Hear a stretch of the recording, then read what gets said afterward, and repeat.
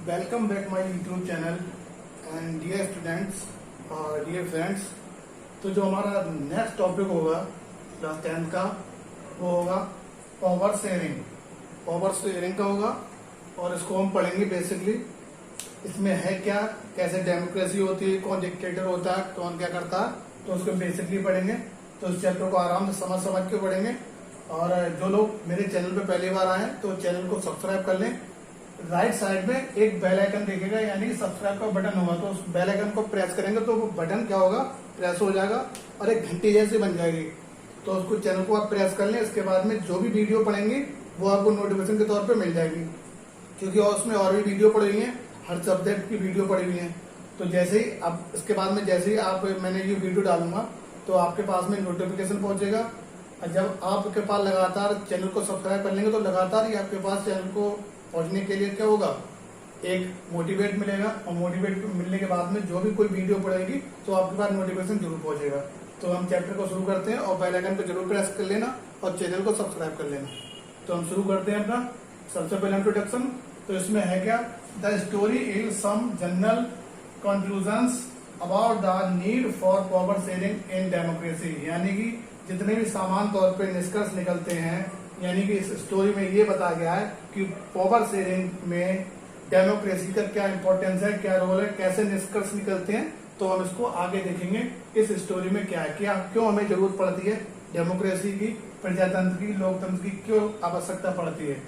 तो this allows us to discuss various forms of power sharing that will be taken up in the following 2 chapters. यानी कि इसमें 2 chapter, 2 वैसे तो basically दिए गए हैं, मगर हम इनको डिवाइड में करके पढ़ेंगे कि वैसे पार्टों में दिए गए हैं तो पार्ट में डिवाइड करेंगे। यानी this allows us to discuss various forms of power sharing that will be taken up in the following 2 chapters. यानी कि जो भी इसके वेरियस पार्ट्स फॉर्म दिए गए होंगे उसको हम पढ़ेंगे।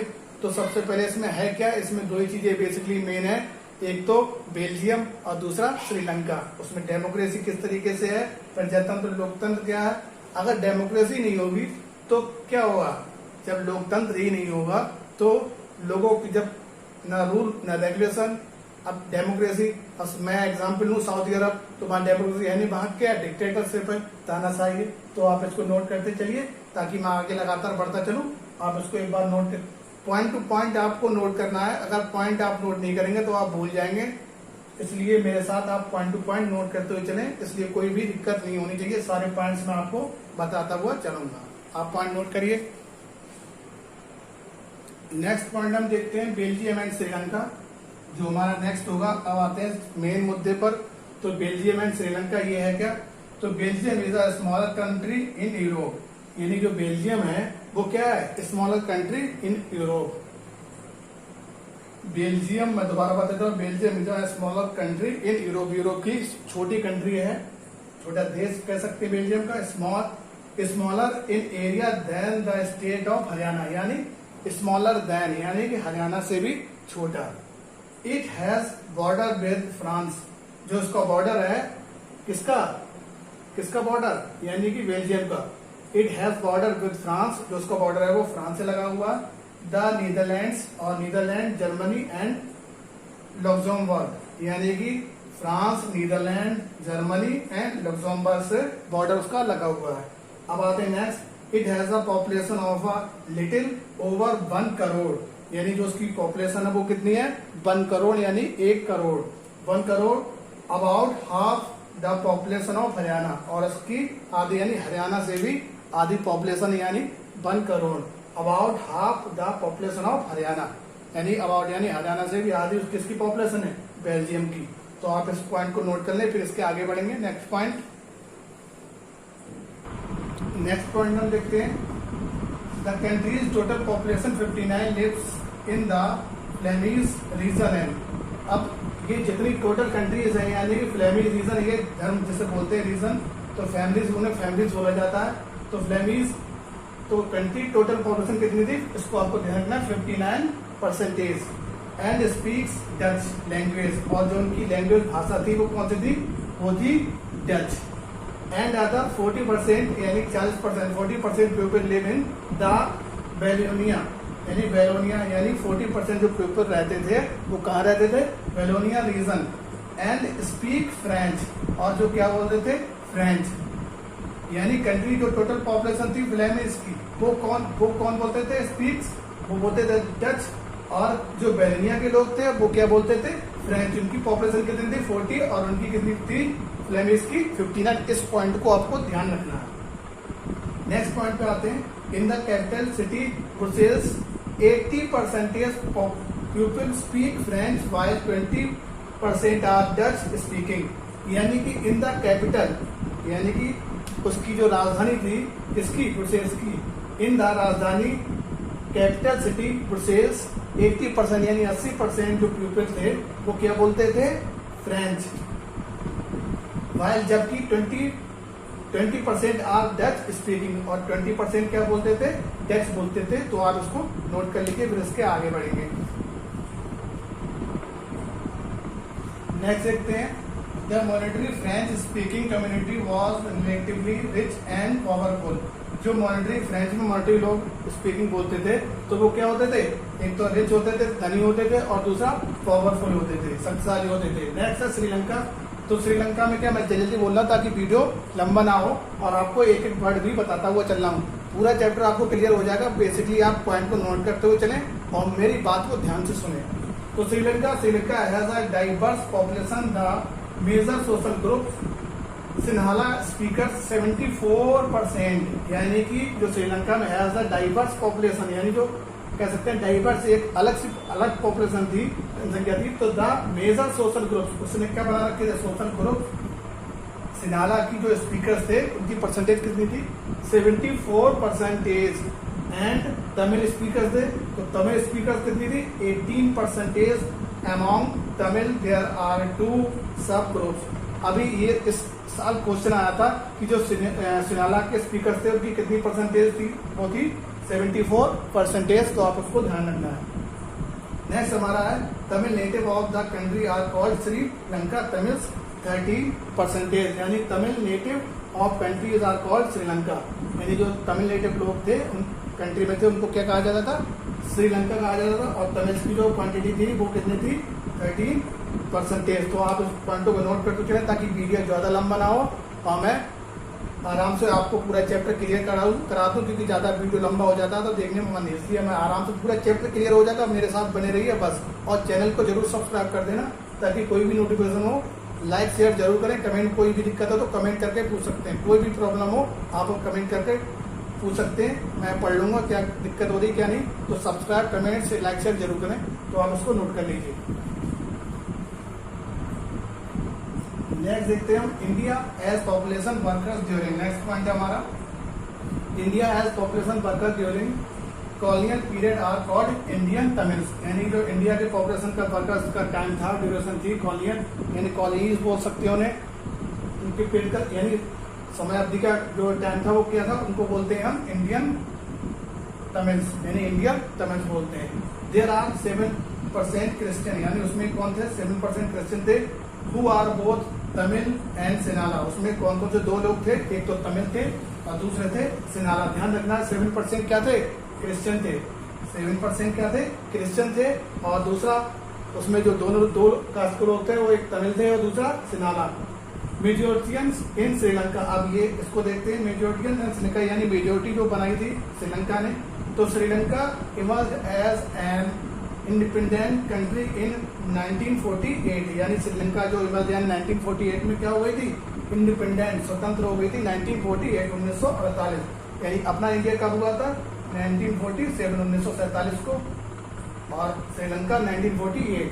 नेक्स्ट पॉइंट है हमारा, in 1956 an act was passed to recognise Sinhala as the only official language. यानी जो 1956 an act was passed to recognise Sinhala as the only official language. यानी जो सिन्हाला की जो पास लैंग्वेज थी वो कब हुई थी, पास, यानी कि उसको बोलते हैं, उसको हमने डेट दे रखी है 1956। जो सिन्हाला की रिकॉग्नाइज्ड डेट थी यानी ऑफिशियल लैंग्वेज डेट थी जो पास हुई थी, एक्ट में पारित हुई थी जिसे बोलते हैं, वो हुई थी 1956 में। आप इन पॉइंटों को मेरे साथ नोट करते हुए चलें, आप इन पॉइंटों को नोट कर लीजिए। ये जो जितने मैंने पॉइंट लिए बेसिकली बुक से बहुत ही सिलेक्टेड लिए हैं और एकदम सॉलिड हैं, जिनसे क्वेश्चन आपके 100% बनते हैं। तो मैं उन्हीं पॉइंटों को बता रहा हूँ जो पॉइंट पूरा चैप्टर इसी से पूरा क्लियर हो जाएगा। तो आप इन पॉइंटों को नोट कर लीजिए। एक भी क्वेश्चन आपका बोर्ड एग्जाम में नहीं बचेगा। आपने अगर ये नोट्स बना लिए, सारे नोट्स बनाते हो चलिए, एक भी हर चैप्टर के आपके नोट्स मिलेंगे, हर सब्जेक्ट के नोट्स मिलेंगे। आप मेरे साथ बस बने रहिए लगातार और चैनल को जरूर सब्सक्राइब कर लेना। आप इन्हें नोट करिए। नेक्स्ट देखते हैं हम अकोमोडेशन इन बेल्जियम, यानी बेल्जियम का अकोमोडेशन यानी वहाँ किस तरीके से हुआ, कैसे क्या लीडर्स थे, कौन डिफरेंट पाथ थे, तो किस तरीके से डिफरेंट पाथ हुए। तो the Belgium leaders to a different path, यानी पाथ बोलते रास्ते को। तो बेल्जियम में जो लीडर्स थे उनके डिफरेंट पाथ थे, यानी विभिन्न तरीके के पाथ रास्ते थे। तो many powers of the central government have been given to state governments of the two regions of the country, यानी कि बेल्जियम में 2 कंट्रीज यानी जो उनकी सरकारें थी, एक स्टेट थी दूसरी सेंट्रल। ये तो पता ही आपको, 2 सरकारें होती है, एक स्टेट होती है दूसरी सेंट्रल। तो एक सेंट्रल गवर्नमेंट थी और दूसरी थी स्टेट गवर्नमेंट। अब आते हैं खालिज डायलेमा, ये क्या है। तो at the end of this civil war, यानी सिविल वॉर का जब अंत हुआ था, 11 लीडर केम टुगेदर, साथ आए एंड एग्रीड और सहमत हुए to some basic rules for power sharing, यानी पावर शेयरिंग के विस्तार में, यानी डेमोक्रेसी के लिए सहमत हुए। अगर डेमोक्रेसी नहीं होगी तो कोई कंट्री अच्छे से नहीं चल पाएगा, तो उसको आपको ध्यान रखना है। तो at the end of this civil war, जब सिविल वॉर का अंत हुआ तो लेबनान लीडर्स केम टुगेदर, यानी साथ आए कौन, खालिज और डायलेमा, टुगेदर एंड एग्रीड और सहमत हुए टू सम कुछ बेसिक, यानी basic rules for power sharing, कुछ बेसिक रूल्स के लिए पावर शेयरिंग, यानी पावर शेयरिंग के लिए सहमत हुए कौन, डायलेमा और खालिज। आपको चैप्टर ये अच्छा लगेगा, मुझे पता है, जरूर बहुत ही आराम से मजा आता होगा। तो इस चैप्टर को आप नोट करते हुए चलिए, नोट करिए फटाफट। देखो जिसको पढ़ना होता है वो आराम से पढ़ते हुए चलता है, नोट्स बनाते हुए चल रहा है। आप वीडियो देखोगे, वीडियो को भूल जाओगे, नोट्स नहीं बनाओगे तो आप भूल जाओगे, कोई फायदा नहीं निकलेगा। तो वीडियो देखते रहो, पूरे नोट्स बनाते रहो और इसे नोट करते रहो मेरे साथ फटाफट जल्दी से। नेक्स्ट हमारा पॉइंट है, तो Khalid does not like this system one, but जो खालिद था वो जो खाली लोग थे वो इस सिस्टम को क्या करते थे, पसंद नहीं करते थे। Does not like this system, he is a popular man, क्योंकि वो एक प्रसिद्ध व्यक्ति था, विद पॉलिटिकल एम्बिशन और महत्वाकांक्षी विचार। एम्बिशन फॉर्म्स, अब ये इसको आगे देख लेते हैं, क्योंकि वो प्रसिद्ध व्यक्ति था और इस सिस्टम को पसंद नहीं करता था कौन, खालिद। अब आते हैं इन मॉडर्न डेमोक्रेसी। अब मॉडर्न डेमोक्रेसी का मतलब क्या है, आधुनिक डेमोक्रेसी, यानी कि आधुनिक डेमोक्रेसी में बेल्जियम और श्रीलंका का जितने भी पार्ट्स बताए गए हैं वो क्या बताए गए हैं, इंक्लूड करके बताए गए हैं। अगर डेमोक्रेसी नहीं होगा तो कोई भी कंट्री बिना रूल रेगुलेशन कुछ भी नहीं हो सकता। जब रूल रेगुलेशन नहीं होगा तो कैसे कंट्री चलेगी, बिना रूल रेगुलेशन में कोई भी कंट्री नहीं चल सकती। तो ये है।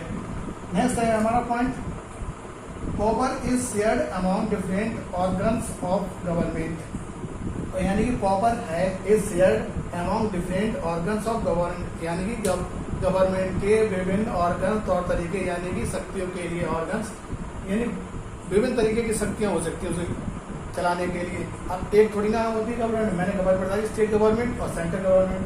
तो power is shared among different organs of, शक्तियों के निस्तारण के लिए गवर्नमेंट की जितनी भी पावर शेयर्ड है वो करी जाती है। तो power is shared among different organs of government, ये हो गया।